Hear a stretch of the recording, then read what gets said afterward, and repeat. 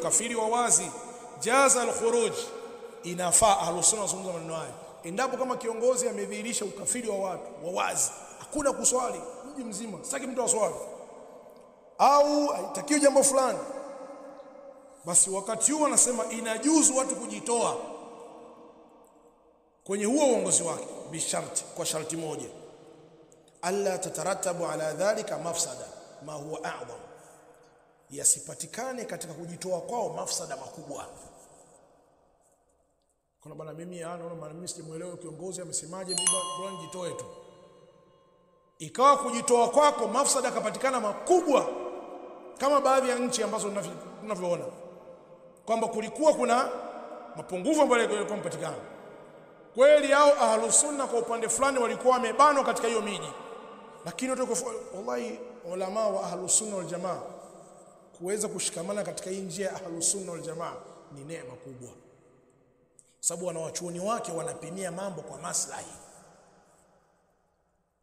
Hata kama wao wanachuoni wenyewe hao wanadhurika kwenye hizo nchi, lakini hayuko tayari kuitanguliza nafsi yake, yeye anaangalia maslahatul amma, anaangalia maslahi ya jamii nzima, hata kama yeye anadhurika.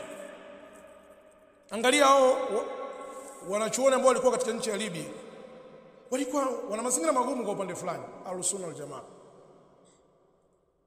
ikawa kufanya dawa kuna ugumu, lakini jamii inaishi vizuri kabisa, maisha tu mazuri, wanaenda wanarudi, hawajui kufanya kazi ngumu, maisha laini. Lakini dawa tu salafia kipindi hicho kulikuwa kuna ugumu fulani, na baadhi ya wanachuoni walikuwa wameuawa kipindi hicho cha Muammar, lakini hakuna mwanachuoni hata mmoja aliyewaambia watu kwa kuwa sawa wanachuoni wa ahlus sunna wal jamaa wanazuiliwa kufanya dawa tu salafia kwa wazi, basi watu hilo jambo wanataka kuifanya hilo mko sahihi. Hakuna mwanachuoni huyo hata mmoja. Wakaambia hapana, mnataka kuyafanya madhara yake ni makubwa kuliko manufaa.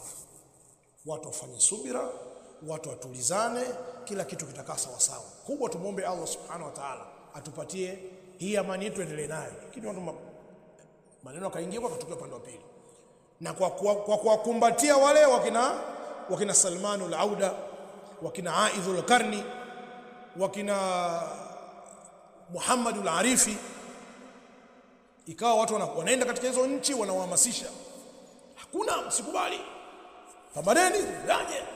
Ikawa wanaenda mpaka huko wapi, huko Syria, nenda kuhamasisha watu, lakini wanachuoni wakubwa ambao hapana, fanyeni subira. Yakatokea kutokea mpaka hivi leo amani khalas, na maisha yao